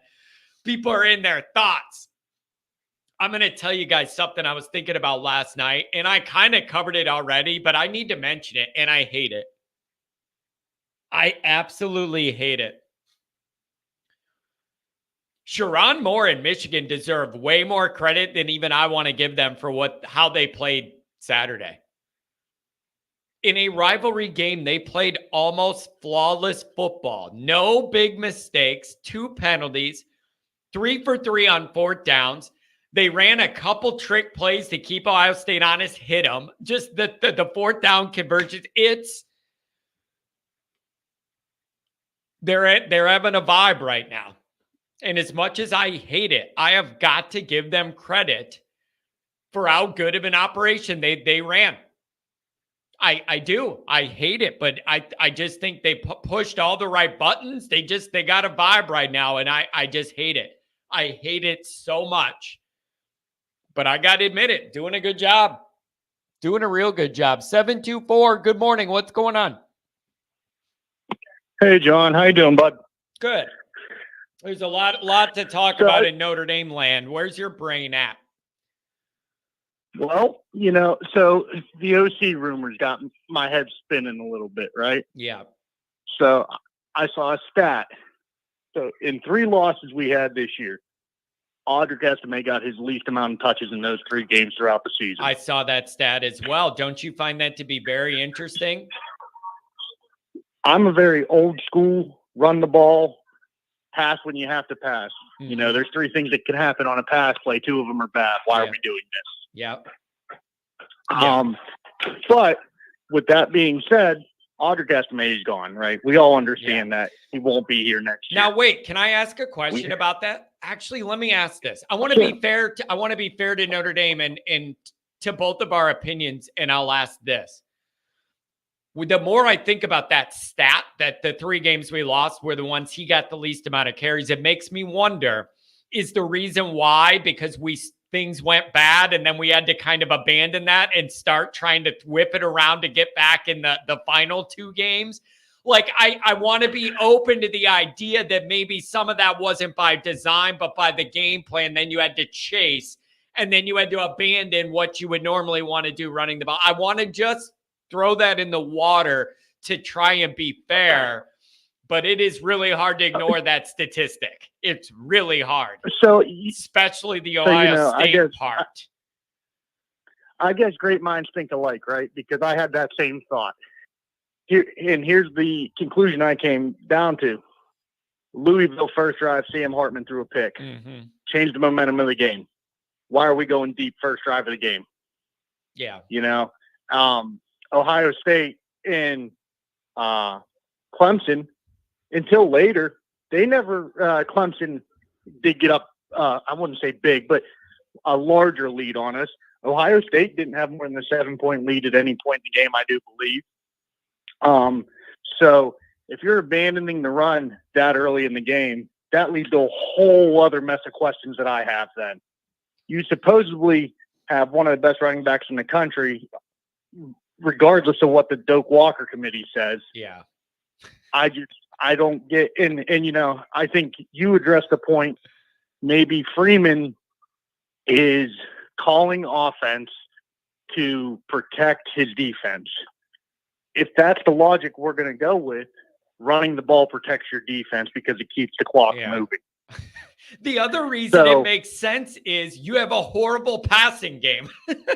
Like, that's another reason it makes sense to use your guy that you know is great when the other option you're not good at and you don't have guys that can do it. So, I went down a rabbit hole when I saw this, right? So, if to relate it back to the offensive coordinator, maybe the play calling isn't the problem. The creativity of the play calling is the problem, right? I wouldn't say we had the most creative run game all year. I saw a lot of dive. I saw some counter tray, but outside of that, you can get away with it. Those are good plays, but where's your throw a little jet sweep in there, just even as a fake, right? We all want to cry about how we don't see play action, but we lack a lot of creativity in the run game too. Yeah. Yeah. And, God, man. So against those better defenses, it seemed like We just kept doing the same thing. Early downs, running into a wall, playing in a 5-yard box with 8 guys in the defense coming right at it. Run it into a wall, and then on third down, maybe the tight end will be open over the middle. That's what I felt like the plan was against all the good defenses, and then there was no pivot when that plan didn't work because it had no chance to work because you're running into 8-man brick walls on purpose and just kept doing it. I don't get it, and I don't like it. Well, I'm not saying this is necessarily related, but the comment on Goolsby's point, what has Sam Hartman done to earn the love that Notre Dame fans give him? I personally believe that love was misplaced, and it should have been Audric Estime getting it. Yeah, but that's never gonna. The quarterback's the quarterback, man. You know the difference. You almost can't even look at that the same way because a quarterback's a quarterback, and a Notre Dame quarterback's a Notre Dame quarterback. I just don't think you would have to literally be the Heisman winner to have that loyalty if you're not a quarterback. Quarterbacks are just different, man. I just think there's a difference there when there's a quarterback involved. It's the face of the team, the quarterback. But were they forcing were they forcing Sam Hartman down our throat, and they wanted him to be great because they knew what it would do for everything else? I mean, really, Sam Hartman, he is what he is. We all drank the Kool-Aid. He was going to be, the next best thing, right? I'm guilty of it myself. We got Sam Hartman. Oh my God, we're going to a championship. Man, he had that resume. It was really hard to not get excited when you're looking at 5 years of all those stats and all the passing stuff. I totally understand why we got excited. I did too. And it all didn't work out the way we wanted. And some of it's him, some of it's Parker, some of it's line, some of it's the wide receiver, some of it's everything. I don't know. And, the other point was that, okay, so we're going to go. We're going back into this transfer portal. We're going to try all this again, but maybe because we have some studs coming back in that backfield. Oh yeah. I got no doubt. Hey, it hurts to lose Estime, obviously, but I'm not worried about the running back situation. It's one of the areas of the team that excites me the most moving forward. You got a lot of talent in-house and more coming behind it. I'm excited. Yeah, and so maybe in your offensive coordinator hunt that may or may not be happening, let's assume it is because, in my opinion, if you're not trying to grow, you're trying to die, right? You're either doing one or the other. Hey man, somebody in the chat wrote that that the Notre Dame offense has scared your kids. They're yelling in the background. Can't handle that offense. Yeah. Oh, that's funny. So, but no, maybe we go out and get a run game or, an offensive coordinator that has shown he can produce a dominant run game year in and year out because we have so much uncertainty at quarterback that if we can get this locked down, we can help the quarterback. Yeah, man, there's just a lot of loose ends here. And it's just getting to the point where the pressure on Freeman's decision-making is ramping up. The further you get into this, the less margin of error and leeway, and it should be more fine-tuning of what you have going on and tightening up the operation the further you get down the path. And so there's a lot of pressure here, but I'm interested to see where this goes with the OC thing. And I just don't know what to make of it, man. Dude, is it not frustrating to you to have Notre Dame score 39 points a game, breaking all these records, but then in your mind that that's kind of not real because every real team you couldn't score anything? It pisses me off, man. It pisses me off every waking hour. No, it does. And it's not that it's kind of not real. It's 100% not real. I know. I mean, I'm sure if you look at offensive statistics, right? Because everybody loves to do that because statistics win you a football game and analytics this and analytics that. But I bet you Notre Dame is top 10 in the country in 3-and-out drives. Yeah. Man, It's just nothing's easy with Notre Dame, man. Nothing's easy at all. It drives me nuts seeing all the blowout points we score. And I'm like, bro, could I get 10 or 13 of those points off one of these meaningless games and into one that matters? Like, what do I got to do to borrow some points and carry them over? And, you know, you were talking about that earlier too. And that kind of led me to believe, right? If you look at college football as a whole, outside of Michigan and Georgia and, you know, Alabama, I would even say, how many teams are at that, okay, we're going to score, we're good for 24 points pretty much every week, right? There's not a whole lot of that. It's a whole lot of feast or famine across the country. I mean, you know, I hate to use it, but Iowa is an example of famine. And then, you know, you get into some of those Big 12 schools that are feasting on the regular, but those are outliers. Yeah. So really, I would say Notre Dame is kind of middle of the pack with every other school. You know, the games we lost outside of Clemson, you can pinpoint one or two plays. That's why they lost the game. Yeah. I don't know, man. When you look at the playoff and what wins a lot of these playoff games, even teams with good defenses give up points. Teams are scoring points in that playoff era. Like, even teams with good defenses and athletes like Georgia end up giving up a boatload of points in those playoff games. Like, I don't know, man. You got to score to win like these days, and you got to be able to get up and down the field fast sometimes when you need it. Chase a score, get up by a score. We're not capable of doing that. Notre Dame can't score fast. Notre Dame cannot score fast. It's just never going to happen. Takes 9 minutes. You got to go all down the field. I'm not sure how much you need to be able to score fast, as much as you just need to be able to do it consistently, right? Are you gonna tell me you believe Michigan is a high, you know, they can get down the field in 30 seconds and, you know, they're kind of scoring at will on teams? They're running the ball. They're having nice consecutive drives. Their biggest thing in the difference in Notre Dame is they don't take the negative plays. J.J. McCarthy gets rid of the ball where Sam Hartman threw a pick or took a 15-yard sack. Yeah. Yep. It's just frustrating. It's just frustrating. Like, I just need Notre Dame. I need the offense to just be Here's what I'll say. They don't need to be the most electric offense I've ever seen or whatever. But can they ever be like a part of the reason we win a big game? Why is it always got to be on the defense and special teams or whatever? Like, one of these times I'd like to go, we had a quarterback who went down and won us the biggest game when we needed to drive. Put the team on his shoulders, went down, made the plays, and won a game. And I'm proud of the offense in a big game. Why can't that ever just be our reality? And the ones that anybody are thinking about, they're going to name, I guarantee that I don't count them as a big game. Like Virginia Tech, Ian Book went down the field and led that last-minute win against Virginia Tech, and then was giving the crowd a hard time.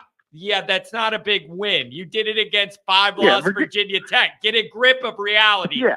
That's not a big win. That's you saving disaster. I'm talking about the best teams you play. I just, you know, and you're 100% right with that. They haven't had the big win. I mean, even as a program, right, we all count the Clemson win. Yeah, it was a good win, but it wasn't the win it needed to be. That's not a 93 Florida State win or any of those games, right? It just, we've been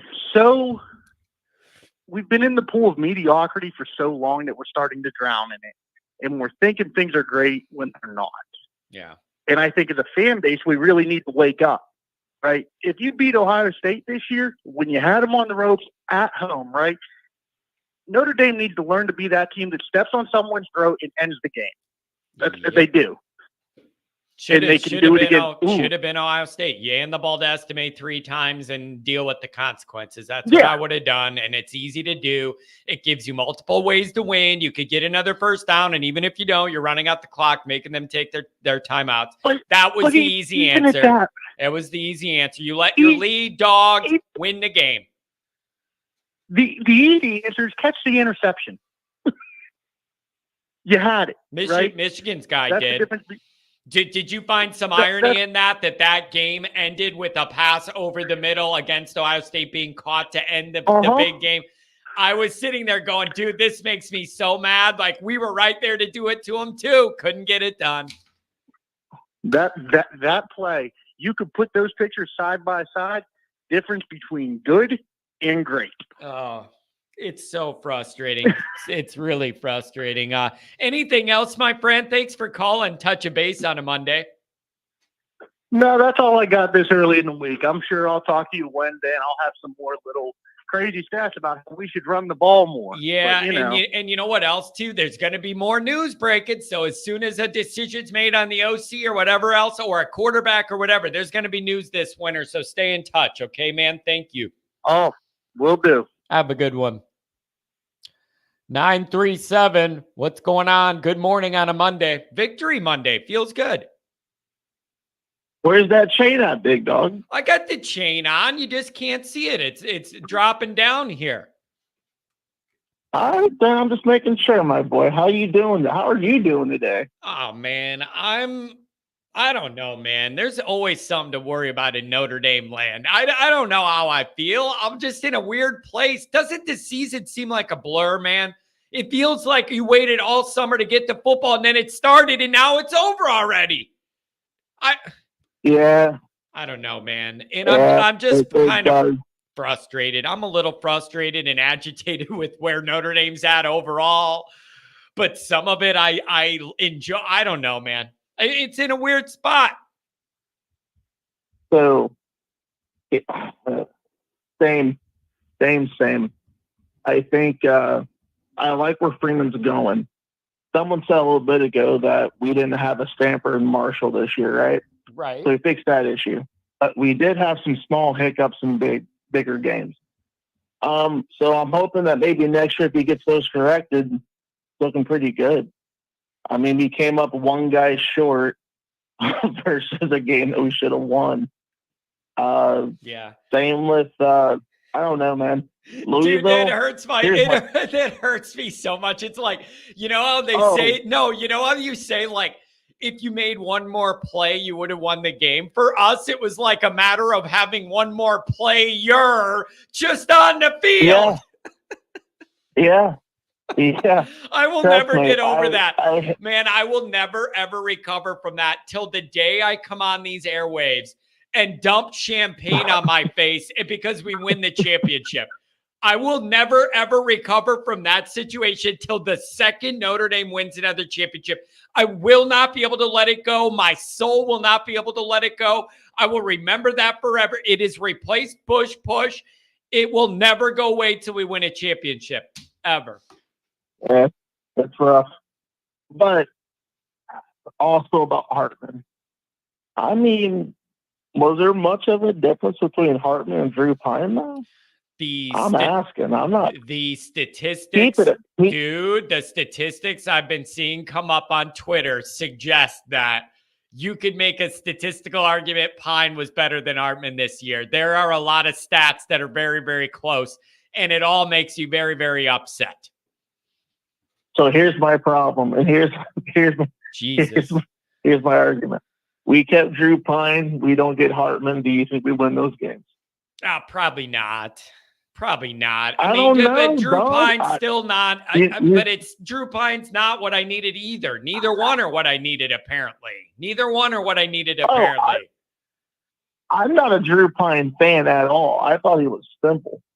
But when I knew Hartman was going to be a bust, is the first drive of Louisville. And he throws a 50-50 ball. I think that was Rico Flores. But then, like, why don't you throw your 50-50 balls to, I don't know, Tobias Merriweather? I don't throw it to him.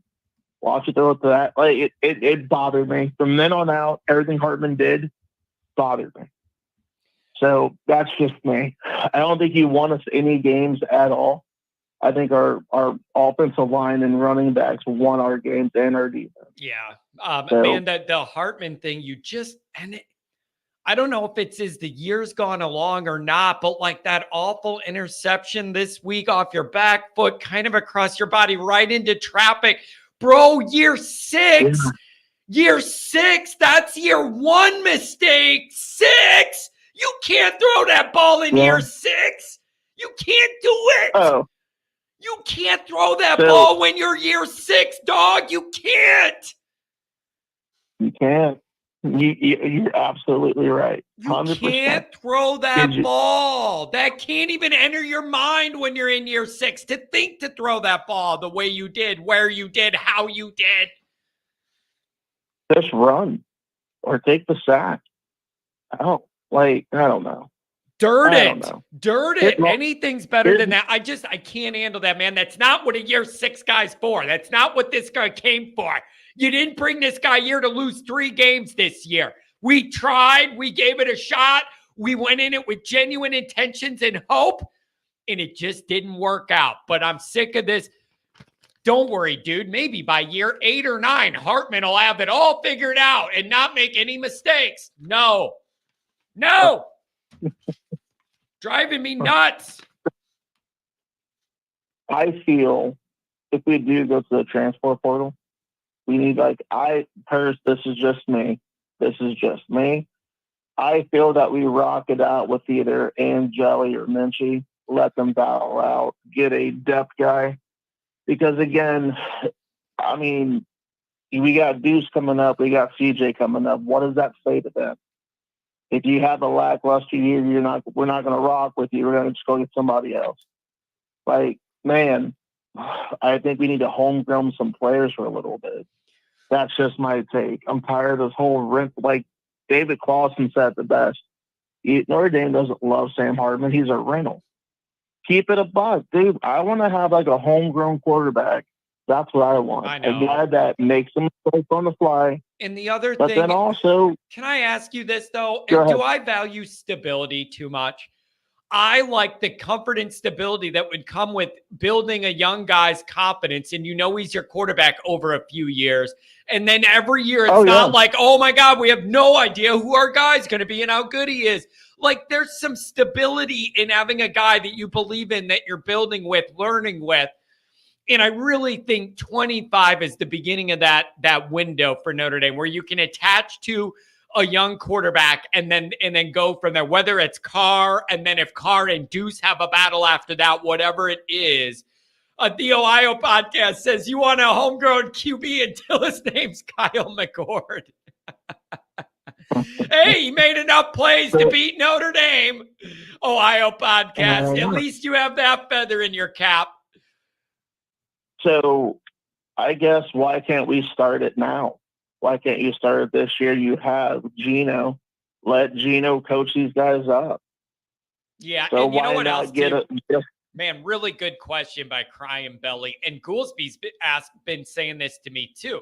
Goolsby's asking, why in the hell is all the attention on Angeli when he thinks Minchie has a bigger athletic ceiling and arm? So that's another thing is I don't want to discount Minchie. And Goolsby keeps saying, I don't get why it's all about Angeli when I believe that Minchie may have a higher physical ceiling, but he's not as further developed maybe as Angeli. But I would like to see those guys battle it out. So I don't know. And I don't know what you're going to get in the portal. I have no idea what caliber guy they're going to get in the portal. I have no idea. Yeah, but all right, well, do me a favor then. Name me 2 quarterbacks that you would like to have in the portal. No. None Joe Montana. Joe Montana. Well, what is it? Dude, what good? Let me ask you this. What good did it do us to get the highest rated transfer quarterback this year? We already got the number 1 guy at that position out of the portal, and it felt like we ran in place for the last 3 months. We did. But also, you got to add this fact, though. You gave the number 1 quarterback a really dynamic defense and an amazing stable of running backs. Now, let me ask you this question. Did you notice that, and this is just me, the wide receivers that produced were all freshmen? Yeah. I think the reason... Yeah, I did notice that. In the midst of my depression, I did realize that. Yeah, and then I got a lacrosse guy that's doing it. Maybe we could go to the fencing team and see if we can pull a guy from over there. Like I love the phase on thing, but the fact that we're in the position where you have that dynamic is bothering me, even though I love him. Both could be true at the same time. So here's what I think it is. I think the young guys they're learning under Stuckey, so they don't have a lot of Adele Alexander mistakes, and like they're not in their head. I mean, because like Tobias towards the end of the year started to get open, started to catch a couple balls. He caught more balls this year than he did last year, right? Yeah. Also, hopefully, if like we have a bunch of good receivers coming in. I think if our freshmen also make the jump, and if Tobias being the elder statesman, like let's get out there and be something. I don't know, man. Like, what do you think about the Texas A&M Week 1 thing? I just think that they upgraded in quality and caliber of coach big time. I have no respect for Jimbo as anything other than a snake oil salesman talent accumulator.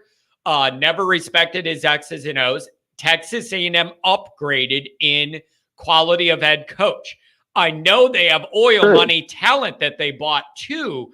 The question's going to be how put together is that operation by week 1 when Elko gets in there. Happy for him. Happy he's rising in the business. Want him to win all of his games except for against us. Same. But also, after Texas A&M bought all those players, they went like 4-8 or something really silly. Like, the thing about a bunch of 5-stars, if there's no cohesiveness, and another caller said also that a lot of those guys are going to leave because, they got, special treatment because they're 5-stars. They got paid this much money. You can overdo it. You can overdo it when you have a whole bunch of those guys that are all me before the team worried about what they're getting and what their posse's getting and all that stuff. Like, if you're not careful, you end up with the problem there in the locker room. And they wanted to buy the wins. Oil money, baby. But the problem is, you have now this hard-nosed coach. It's not about. I mean, it's easy to coach at Duke. I mean, no one's expecting Duke to do very much. It's a basketball school, but now you're expecting to win. I don't know. I hope he does well. I hope he goes 11-1 next year. Yeah, exactly. He drops the first one. But man, dude, when I talk about no easy way out in Notre Dame situations, I literally mean it. Like, even people that are like, I just want to look to next year. Well, now week 1's going to be a tough game already, man. There's no easy way out. Notre Dame's got to win their way out. Earn your way out. Win your way out. Win your way out of this. Give me that smoke. Like, we need the drama. We need the smoke. Man, we are Notre Dame fans, John. We've gone on a 3-week tear of scoring 1,000 points. We're not happy about it. I mean, come on. Yeah. Give us the smoke. Give us that hard game. So we can go ahead and win it. Because again, I'm always the guy that says I think we're undefeated. I can see it every year. Yeah. It's just sometimes dumb things happen, and sometimes you get a coach that makes a stupid mistake. But that's football. Yeah, that's how the game's played. Yep. Oh man. So I don't know, dude. It's going to be wild. We're going to see what's going to happen. There's going to be some more breaking news with the quarterback stuff, with the OC stuff. And we're just going to have to see where it goes. Anything else, man? Thanks for the call on a Monday. No, man. Just make sure you got that dog in you. That's about it. Make sure you got that dog in you. Oh, have a good one, buddy. I just wanted to do the howl. 618, I'll come to you. I don't know why your phone kept cutting in and out.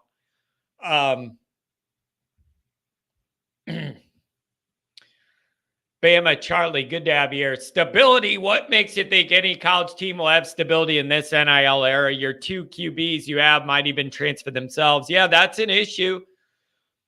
But I'm saying at Notre Dame, if you pick one of these young quarterbacks like Deuce or Carr, and they're younger, and you start them and you show them that respect and they're the starter and they're growing and getting better, there's no reason to leave to go anywhere else then. Like, I don't think that's far-fetched. that one of the young guys that committed to Notre Dame, if you go with them and then they have multiple years to develop, that's not an NIL there to risk to leave. They committed to Notre Dame because they want to be at Notre Dame. And then if they're getting to start, they can't really be mad at anything. Herein lies stability. And you do that for a couple years and the guy gets better. I don't think that's far-fetched, even in the modern era. I don't know. All I'm saying is you went and got the highest rated transfer portal quarterback. Notre Dame went and did that, paid for him, and it didn't get you shit. It didn't get you shit. Like, dude, that's what makes you, like, in your mind as a Notre Dame guy, you're like, dude, I don't know what to do then. We tried it.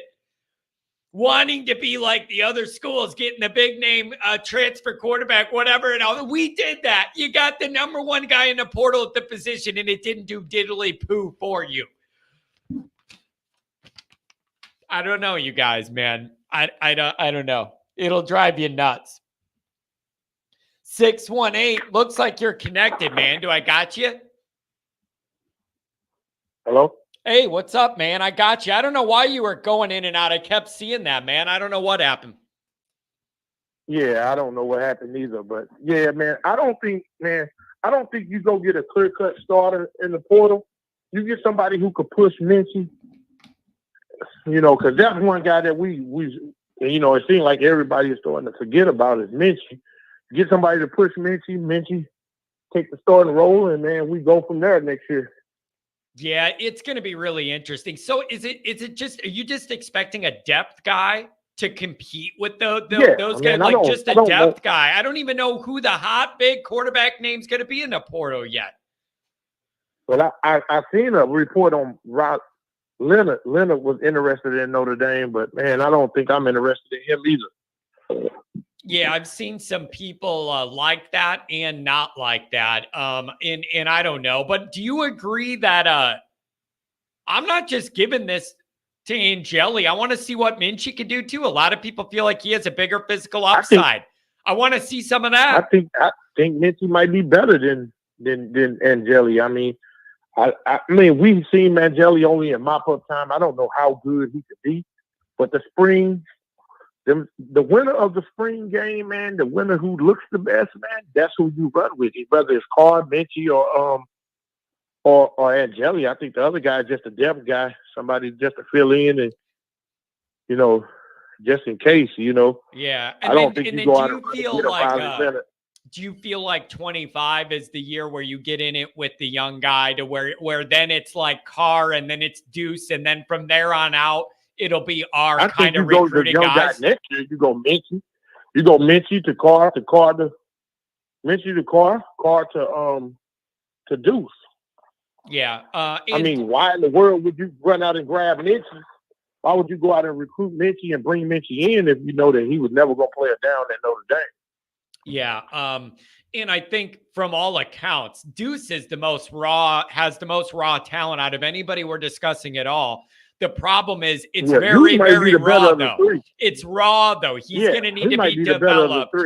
He's going to need to be developed in a lot of ways, but he is raw, the most wild athlete of all of them that can run and throw. He's big, 6'6", like big arm, just flick of the wrist, can run like a deer. That's something Notre Dame hasn't had forever. Yeah, man. I think in the end, man, he's going to be the better of the three. I mean, he's a top 3 quarterback in the 25 class already. Man, the problem is how many damn years do I got to wait before I see it? Like, I got to hope I don't stroke out before we even get to that year. You know what I mean? Like, I hate having it be down the road. I might not have down the road. I said it over the summer, man. I'm disappointed in this season, but I said it over the summer that next year is the year that Notre Dame is actually in the national championship game. I mean, I think they get in the national championship game in 25 or 24, whatever you want to call it, the 24 season. Man, the schedule is so soft, man, right now, man. Everybody was talking about the Texas A&M game, and I told you I'm not worried about A&M, man. Jimbo won't even be the coach. And here, lo and behold, Jimbo is not the coach. Yeah, Jimbo's not the. I think they upgraded in quality of man and on field. Personally, Yeah. Mike Elko's that dude. Yeah, but staying down that way, man. If Elko can't out recruit, if he can't out, I mean, you can't recruit the same kids at A&M that you recruit at Duke, especially when you got Oklahoma in the SEC now and you got Texas in the SEC. You don't recruit, he won't be there long either. Yeah, no, you're right about that. And he's going to have the resources. Andy's already been there. He has experience there. It's just, I wonder how quickly can he get things organized for week one? That's a question I have. Like, will they be totally put together, or are there going to be loose ends and mistakes they make because it's week one and a new defense and all the stuff he's doing? I don't know, but I respect the guy. Notre Dame going there and they go into College Station, and I don't think they blow them out, but I think they win comfortably. Ooh, look at you getting about 8 or 9 months ahead on the predictions, man. Look at you. I wonder what bowl game we get, man. I would love to get Swamp Thing and beat Swamp Thing by 40. Yeah, I don't know, man. The last one I saw, one of the guys had us matched up with Oklahoma State. And I don't know, man. I have no idea how they decide that. And I'm not that interested this year because we have 3 losses. It's whatever. We're not playing for anything I care about. Tell me where it is and when. Yeah, I'm kind of hoping that, man, Sam Hartman do not play in that game, man. Please don't play. I'm begging them, don't play him in the game, man. We need to see what we got for next year. You could argue that it would be better for the program overall if you gave a half to Angeli and a half to Minchie, and this was a developmental project, and we need to see what these guys have in real game bullets flying before it's decided, and we're giving each half, and we want to see what they could do. Yeah, I could see that. Yeah, but I think you start Angeli, and if he looking like he looked at Stanford, then you go Minchie. Okay, but the other side of it is they're going to say we have an obligation to get to 10 wins, and Sam Hartman's our quarterback that we think gives us the best chance to do that. We don't want to change. Man, no. We don't want to change everything we're doing. Like, but I'm just giving both sides of it. That's the coach's logic. Is like, I can't afford to look ahead to next year because I got to win this game to get to 10 wins, or everybody will be mad I didn't get to 10 wins. So he can't win no matter what he does. More likely they're going to get to 10 wins anyway. I mean, Sam Hartman showed us everything he could do. He got us up he knocked us up out of the college football playoff race, and then he knocked us out of the New Year's Six Bowl. So right now, man, what we need to do is we need to go with what we got for the future, whether we play series by series and see who looks the best between Minchie and Carr. Whoever looks the best between them, they should go into the spring as the starter. Yeah. They should go into the spring with an edge to be the starter. Not just give them the position, but have the edge, and get the most reps with the first team in the spring. And I mean, I kind of got a feeling that Angeli, man, he might be transferring out anyway if they do bring in the That's the other thing. That's the other thing. They're like, well, you got to bring in another guy to add that depth. But that could also make a guy. But that could also make a guy leave. You got to develop these guys. I don't get it, because then you can make a guy leave, and then you end up with the same exact amount of guys. It's just different guys. So you really got to know. I think you got to have an idea where you're at and who's going to stay and go or whatever. So all of these guys are not staying all of this time. Angeli, Minchie, Carr, Deuce. It ain't going to happen. Somebody's going to leave. And I don't think Minchie is going to leave, because Minchie will be like, well, I got my junior year ahead, and I got my junior year going. But other than that, man, I just feel like, man, right now you don't need to go into the portal. What is you going into the portal for? We wind up going to get the number one guy out the portal, and he looked like crap. Yeah. I don't know if it was the offense. And another thing, I give Parker one more year. We don't know if this is Parker offense or not. We go one more year with Parker, see what he could do. Let him run his own offense, and let's see where that goes. Yeah. If it's this offense that we've seen this year, yeah, next year we do let him go. Yeah. Oh man, it's going to be interesting. There's just a lot to consider, and there's going to be news all winter. What did you make of It was Michigan? just too much.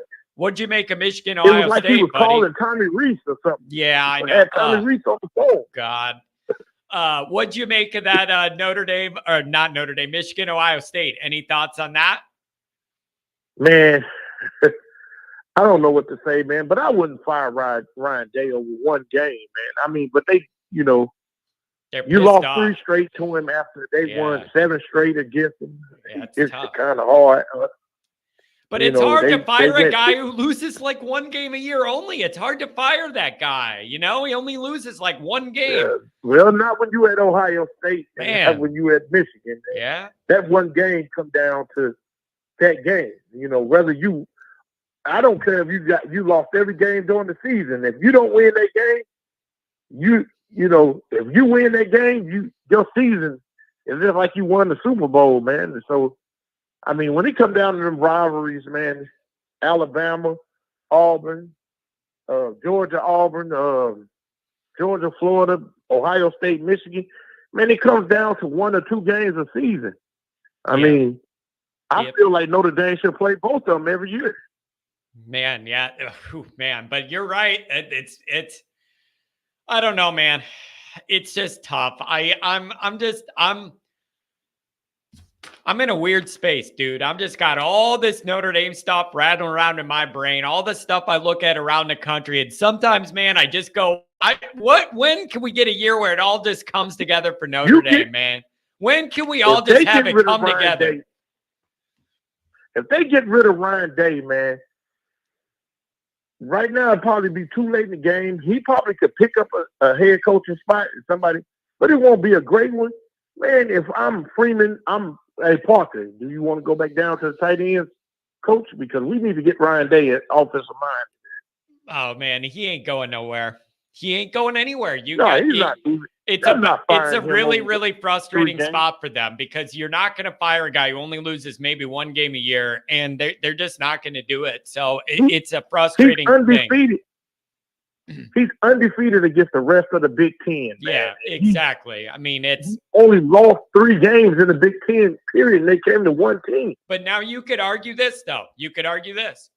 They have a better roster than all those teams they beat. So you could argue, how good of a job of coaching is he doing when you could run your talent out there, win 11 games, and then the 12th one, you actually have to coach your way because you have fairly comparable talent on the other side, and then you can't do it. That's what they're mad at. Well, they didn't have a better roster than Georgia, and they didn't have and I don't think they necessarily had a better roster than Michigan.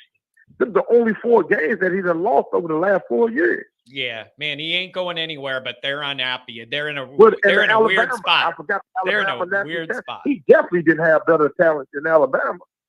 Yeah, man. So it's wild, and we got a lot to monitor. We got a lot to keep tabs on. Anything else on your mind, man? It's good touching base with you. I just think, man, if you're going to go with an offensive coordinator, stop going with these offensive coordinators that have no name into this year. Go with the offensive coordinator that got the name. I mean, if they get rid of Chip Kelly, you go after Chip Kelly. You go to the AD, say, man, look what we can get to get this guy to be the offensive coordinator at least for 1 year. Yeah, man. Decisions, and Marcus Freeman has a lot of them, and there's going to be a lot of movement in college football. It's going to be another news cycle winner. Yeah, I think it's going to be a lot of change, John. I think this new AD is looking at things like how Schwarber did, and he's not going to do it the same. Yeah, man. It's I don't know, man. It's always interesting. It's never boring. Hey, have a good week. Great talking to you on a Monday, man. Appreciate you. All right, man. Have a good one. I'm pretty sure he was the one that fell asleep on a post-game show.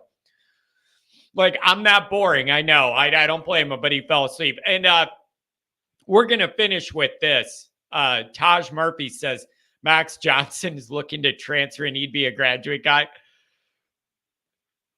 It's just because of the opportunities his name provides me to make jokes on Twitter and on YouTube. Don't you want your quarterback loaded up as Max Johnson? I would rather have that than Minimal Johnson. I might be in on a guy named Max Johnson. That sounds like a movie star from the 70s you might have seen. I'm just telling you. Max Johnson, I hear that, and maybe I'm just immature, but when Max Johnson sounds like it sounds like a name from an old grainy movie in the 70s you might find. Like, I just, Max Johnson, bro, what are your parents thinking about? What are your parents thinking when they name you Max Johnson? What? Like, I just don't know, man. I can't help it. But whenever I see the name Max Johnson, it's the first thing I think about. I don't know how good he'd be or not, but I could have a ton of run off the name Max Johnson. Okay?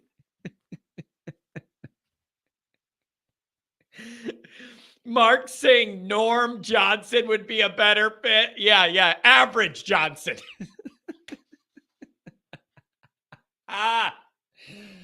Oh my God. Man, I need to grow up. You know what it is? I'm not 40 yet. I'm 39. But when I get to 40, I'm gonna grow up. And then I won't find this stuff as funny. But Max Johnson, man. I mean, there's a lot of meat on that bone. And we're going to end the show on that joke. Thank you, everybody, for donating. Thank you for the calls. We have people that had a lot to go over today. Thank you for the calls. Thank you for the chats. Pat, I see you in here mixing it up all day. Thanks to everybody.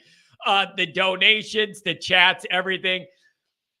It's never boring in Notre Dame land. So we're going to follow the offensive coordinator story. We're going to follow the quarterback story, and we're just going to see how it goes. And go find yourself some Max Johnson. Have a good day.